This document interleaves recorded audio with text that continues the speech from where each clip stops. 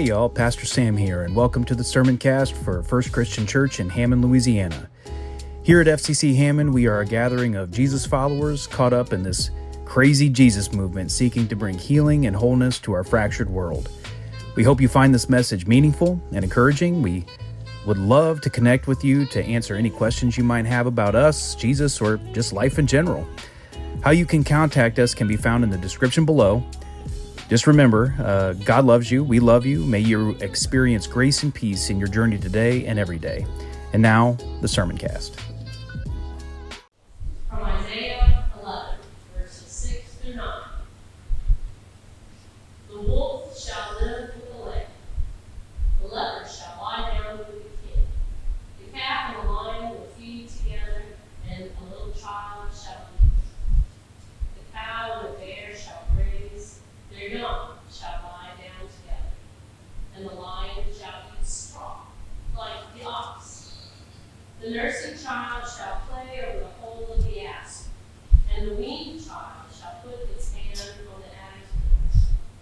They will not hurt or destroy on all my holy mountain, for the earth will be full of the knowledge of the Lord as the waters cover the sea.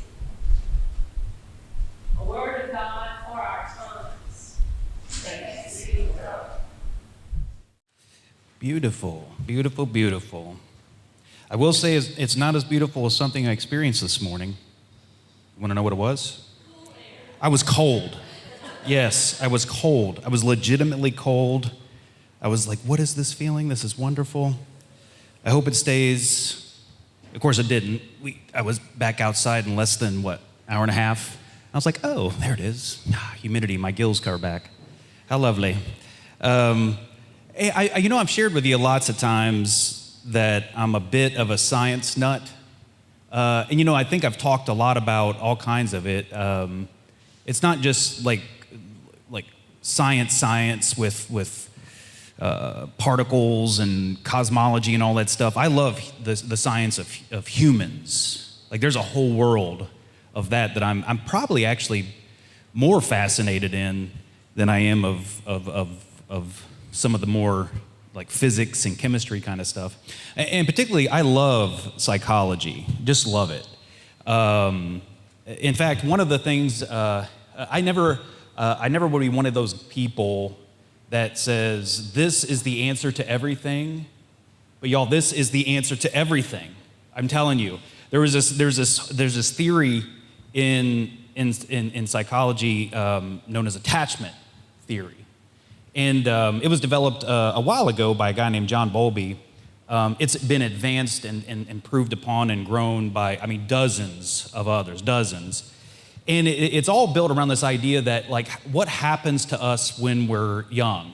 Like, how we are, the environment we're in, the parentage we have, the things that happen to us, they impact us for basically the rest of our lives. If we are in an environment where we feel secure and safe and loved, then more than likely that will transfer through the rest of our lives, and we'll feel secure, safe, and loved wherever we're at. The opposite is also true. If you didn't experience that, then you will feel that the rest of your life.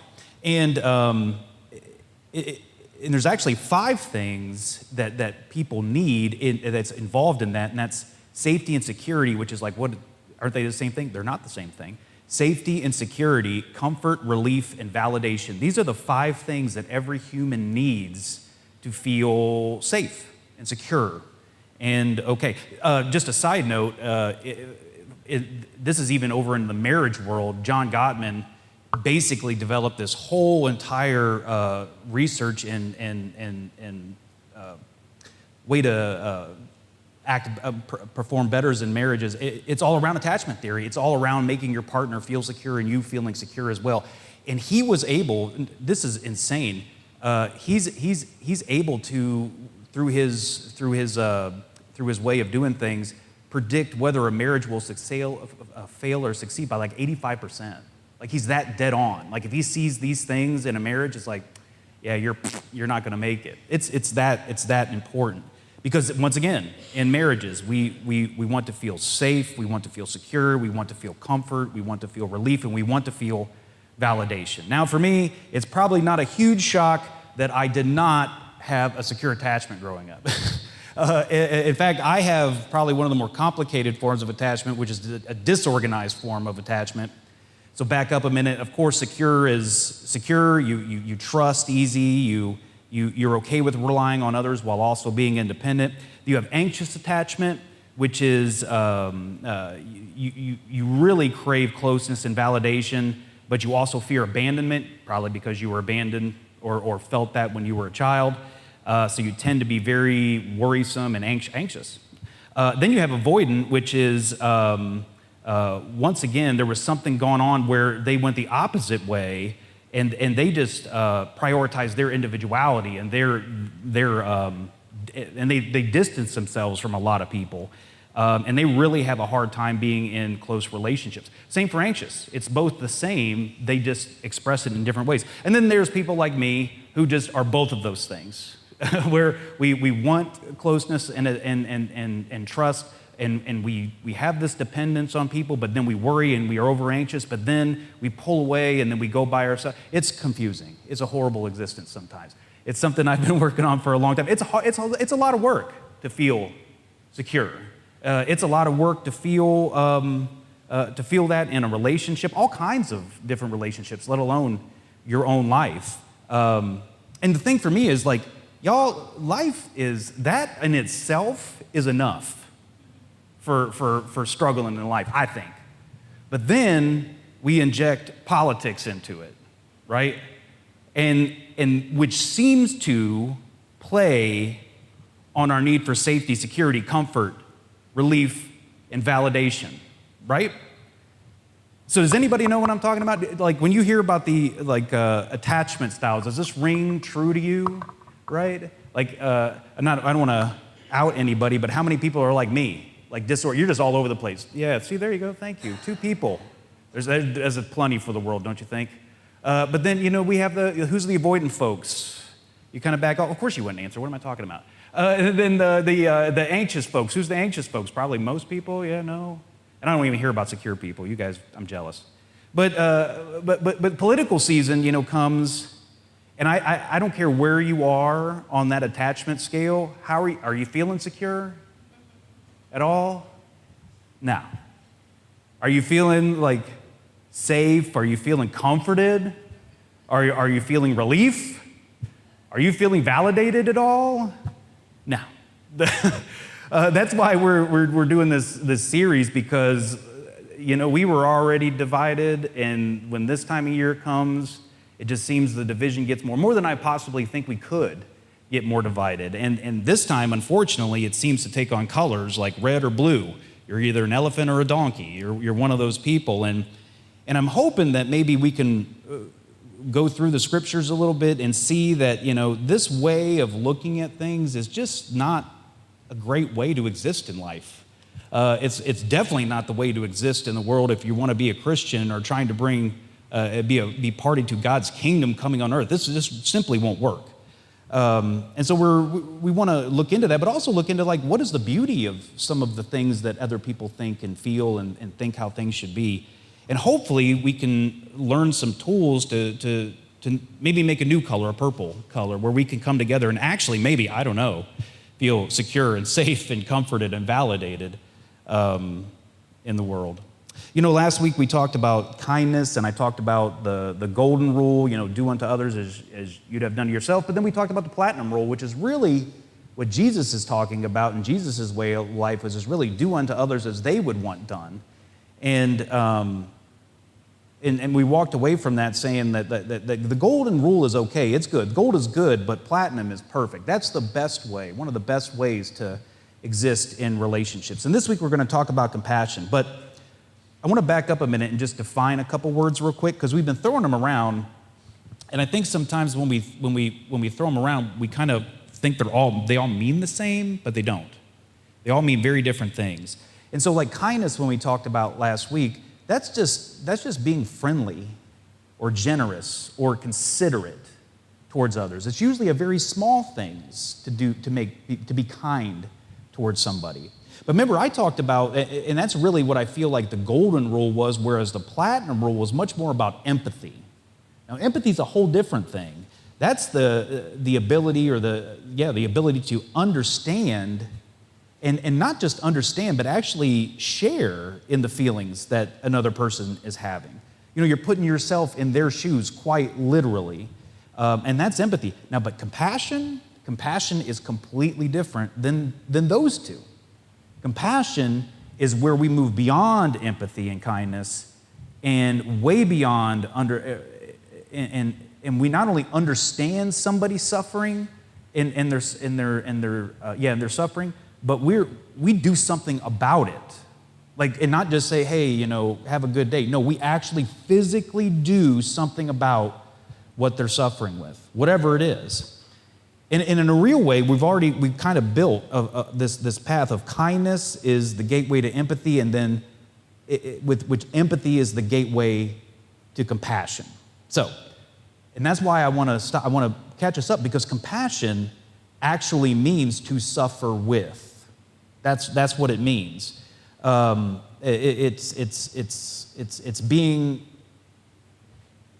It's so much more than just understanding or even acknowledging. It's actually physically and even emotionally and mentally diving into that suffering with that person to alleviate it for them.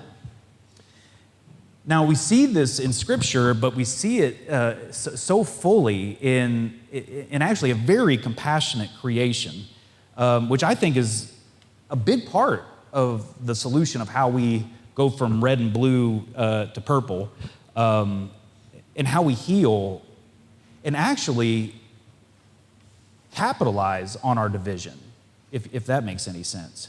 And we read it in the book of Isaiah. Remember Isaiah, we talked about it just a few weeks ago. It's a very complicated book, very complicated.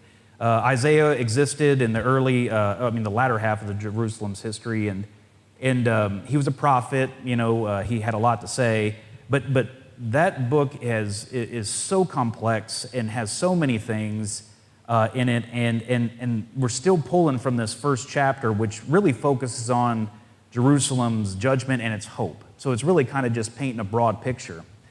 And Gina read for us already this very odd picture of what Isaiah is saying. He's talking about wolves and lambs playing together, and goats and leopards just chilling out, and you know, kids walking over snake hole. It's like it's a very odd scene. It's a very odd scene. There's a lot of images of opposites, because wolves kill lambs, period. That's what they do. They don't just sit there, hey, let's go play ball. You know, they don't do that. Lions eat cows.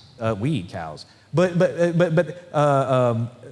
these things are all things that eat other things. They don't play, they don't get around. If they do anything together, one is running from the other one. That's the way it goes. And I don't know about this child over a snake den. What kind of a parent are you to let your kid just walk around over a snake hole? I don't care if Jesus is around. I don't know if I do that. But it's like, it's a weird scene. But what's weird to me, what's even weirder, is that it basically says there's no hurting and there's no killing at all. Period. There's nothing. It's nothing but what? It looks to me like safety and security and comfort and relief and validation. All the things that it takes to make the creation feel, or humans feel, safe and secure. Okay, but how and why did this happen? And it teases it at the end. It says the whole earth was brimming with knowing that God's alive, a knowledge of I love how Eugene Peters says, this ocean deep, ocean wide, living knowledge of God. And so it's important that I actually say just before that, Isaiah says the how and why. And I'll read it to you from the Message. He wrote, the green shoot will sprout from Jesse's stump, from his roots, a budding branch. The life-giving Spirit of God will hover over him, the Spirit that brings wisdom and understanding. The Spirit gives direction and builds strength. The Spirit that instills knowledge and fear of God. Fear of God will be all his joy and delight. He won't judge by appearances, won't decide on the basis of heresy. He'll judge the needy by what is right, render decisions on earth's poor with justice. His words will bring everyone to awed attention. A mere breath from his lips will topple the wicked. Each morning, he'll pull on sturdy work boots and clothes and build righteousness and faithfulness in all the land. Ooh, that's great, right? It's obvious Jesus, by the way. Isaiah's big thrust is this was really when, not the first time ever that Jesus was promised, but this was the first time ever that it was in such vastness how it was described about what Jesus would look like and what Jesus would do in the world. And it looks like he's doing two things, right? He's teaching, which all of us know about teaching is with his words, because it says, his words will bring everyone to awed attention. And these words he taught, I've said it before, and you know this, he really did teach this odd world, this upside down world where the last are first, if you lose your life, you'll find it. We sometimes just throw some of the things he taught around like they're just normal, but they're not. They're just as odd as a leopard sleeping with a goat. They're just weird. It's definitely not what we consider the norm. But then he did more than teach. He did something about it. I just love how Peterson says it. He put on sturdy work clothes and boots. Like he put in the work. Like he just didn't teach about the upside down world. He lived it out. He showed us by making himself last in order to make everyone first. He lost his own life so that we could find our own. It's that selfless love I've talked about over and over and over again. And I was just talking to somebody earlier this week about this. Is like Jesus really did not only just teach the best way to live life, he showed us the best way to live life so that everyone can have what? Safety, security, comfort, relief, validation. And there's a couple keys in here that we have to highlight. It's not sacrifice free. Like a good question I have, and it's good. It's okay to question the text. It's where the fun stuff happens. Like Isaiah paints this opposite vision. How did these things eat? Exactly. Like, okay, the cows, the goats, all those things, they ate the grass. That's fine. But how did the leopards eat? How did the lions eat? They ate meat. What are they eating now? So they must have, somebody gave up something to be in that kind of relationship. And I mean, I don't have to say anything more about Jesus, right? Literally his way of life, he died for it to show us. But here's the important thing, I think, too, is something maybe we look over, is it's not a solitary thing. It's not even it goes beyond being in silos with things that are like other things. In fact, it needs to be outside of those silos. It needs to, in fact, it needs to be mostly outside of those silos. The two opposites need to come together in order to have the safety, the security, the validation. And so Isaiah is really revealing to us that it is a hope. It is that a time is coming when opposites will still be opposites, by the way. There's nobody that's lost their identity in all this. The leopard is still the leopard, the goat's still the goat, Jesus is still Jesus. The opposites will still be opposites, but they will come together peacefully. And matter of fact, they're better together than they were apart. And this brings security to not only their lives, but the entire world. But it doesn't come for free. And so one thing, maybe one way I could summarize it is, sacrificing together leads to security forever. And I want to tell a story that I don't want to, I was telling Natalie, I was like, I have so many stories that I think are so important to share, but I know that they're hot buttons. And I don't think this is so hot button, but I do think when I share my view on it, you're gonna be like, because I don't think a lot of people see it my way, but I'm gonna do it. It was way back in the day when I was at a Bourbon and Bibles and over in Covington, and at that time, it was when the library stuff was really big. Does everybody know what I'm talking about? The books that people were upset about. It was basically books about LGBTQ topics, and there was a group of folks that just literally did not want that in there, and it was quite a kerfuffle, and still is, matter of fact. But I don't think it's a secret to say that most of the people that are a part of Just Love tend to be more on the blue side of things. And so they were very much for keeping the books in, and very much part of that. In fact, Jarrett was very, very active in that event that was happening. But just so you know, not everybody in Just Love is blue. There are lots of red people. And to be quite honest, they feel uncomfortable sometimes because they feel like they're not welcome. But that's another story. But one lady was there, first time she was there, and I don't even remember what we were talking about, but she brought up, and she said, and I just loved, because I actually had to listen to what she was saying because I couldn't tell which side she was on. First of all, shame on me for trying to figure that out, but I couldn't tell which side she was on. Until later on, I figured it out. She was definitely on the we need the books out of side of the equation. And but she offered it in really the most gracious, humble, non-confrontational way. She really did a wonderful job with it. But then I remember I was sitting there and she said something, and it was almost like something just clicked in my head. She goes, at the end of it all, she goes, we just need to keep the kids safe. We need to keep the kids safe. And then I realized I was like, and before I thought whether I should say it, I said it. I was like, oh, well then you believe the same thing as the other people then. And she's like, no. And I was like, no, y'all literally do. You guys are saying that we need to keep these books, the one side is saying we need to keep these books in because we have to save children. And then we have to get these books out to save children. We all both want to save children. So we're not even haggling where we're ending up. We just need to figure out how to get there, right? Well, obviously that didn't work. I didn't solve the problem. She never came back, you know. but you see, it's crazy to me how we both need each other, and oftentimes we are both going for the same place, right? Security, validation, comfort.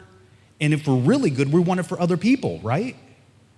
But maybe we just want it a different way. You know, that's really why I'm a follower of Jesus, if I want to be honest, if I'm going to be straight with you, because I'm still a logical person.